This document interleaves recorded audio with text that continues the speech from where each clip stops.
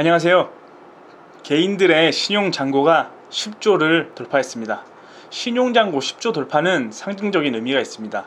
지난 하락장은 신용잔고 10조가 돌파한 이후부터 시작되었습니다. 그리고 3월 코로나 급락장 이후에 신용잔고가 6조대까지 떨어졌지만 시장이 반등함과 동시에 2달 만에 다시 10조대를 돌파했습니다. 금융투자협회에 따르면 21일 기준 신용거래 융자금이 10조 2248억을 기록했다는 기사인데요. 신용거래 융자 자금은 개인들이 증권사로부터 돈을 빌려서 주식을 매수하는 겁니다. 최소 2개월에서 최대 6개월 정도 증권사로부터 신용자금을 통해 매매를 하는 것인데, 그만큼 기간이 짧기 때문에 단기적인 성향으로 거래를 할 수밖에 없습니다. 신용잔고가 일정 비율 이상 하락하게 되면 반대 매매가 나오기 때문에 시작이 하락하는 구간에서는 반대 매매로 인한 하락을 더 키울 수가 있습니다. 그렇기 때문에 신용잔고가 계속해서 증가하는 것은 증시 흐름에 있어서 불확실성을 증가시키는 요소라고 볼 수가 있습니다. 최근 이러한 개인들의 신용융자 자금은 말씀드린 것처럼 코스피 종목보다는 변동성이 큰 코스닥 종목의 단타 거래로 주로 일어나고 있습니다. 대표적으로 최근 급등하고 있는 여러 종목의 신용 비율이 높게 증가했다는 그런 기사입니다. 증시가 빠르게 회복하면서 저가 매수의 기회가 사라지자 단기 차익을 노리는 개인 투자자들이 신용 거래를 통해서 큰 수익을 노리기 위해 신용 거래가 늘어난다고 할 수가 있습니다. 사실상 빚을 내고 투자하는 거기 때문에 하이 리스크 하이 리턴 투자 방법이라고 할 수 있습니다.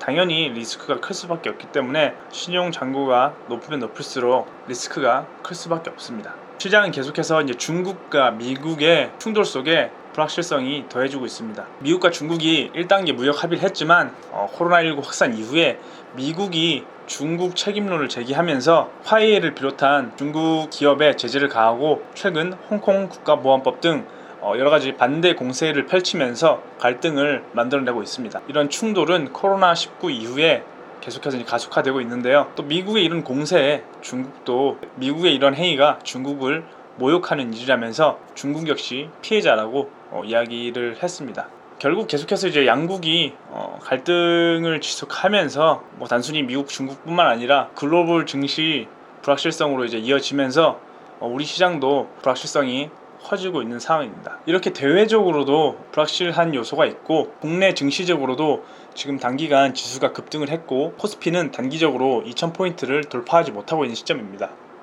그렇다면 이런 상황에서 시장이 계속해서 상승 추세를 이어가기보다는 어느 정도 조정 또는 하락을 예상하고 인버스를 들어가는 게 좋은가에 대해서 이야기를 해보자면 현금을 가지고 저가 매수를 노리는 게 더 나은 선택이 될 수 있다고 봅니다. 여전히 우리 시장은 주식 예탁금이 계속해서 증가하고 있고 4월 반등장에서 진입하지 못했던 개인들의 자금이 많이 남아 있습니다. 그렇기 때문에 인버스 투자보다는 현금을 가지고 있는 게 더 좋을 수 있습니다. 현금을 종목이라고 봤을 때는 현금은 적어도 손실을 보지 않습니다. 인버스를 잘못 매매해서 상승장에서 혼자 기뻐하지 못하고 손실을 계속 키우는 행위는 오히려 그 심리적 박탈감이 더 커질 수도 있습니다. 물론 계속해서 지금 코스피가 2000선을 쉽게 돌파하고 있지는 못하지만 지금 계속해서 늘어나는 주식 예탁금과 코로나19 이후로 폭락했던 증시가 결국은 다시 이전으로 회복할 거라는 기대감에 투자금이 계속해서 늘어나고 있는 상황입니다. 투자 예탁금 규모가 현재 43조를 넘었다고 합니다. 올해 초만 해도 30조 수준이었고 30조 원도 역대 최고 많은 예탁금이었는데 지수의 급락 이후 40조 원대를 계속해서 유지하고 있기 때문에 이 많은 돈들이 계속해서 저가 매수를 기다리고 있는 상황이고 결국은 시장이 회복할 거라는 기대감이 크기 때문에 하락을 하더라도 어느 정도 조정을 받고 다시 추세를 이어갈 가능성이 더 높다고 봅니다. 경제 위기는 모두가 걱정하고 있을 때 오지 않습니다. 다들 하락을 예상하고 저가 매수를 기다리고 있기 때문이죠.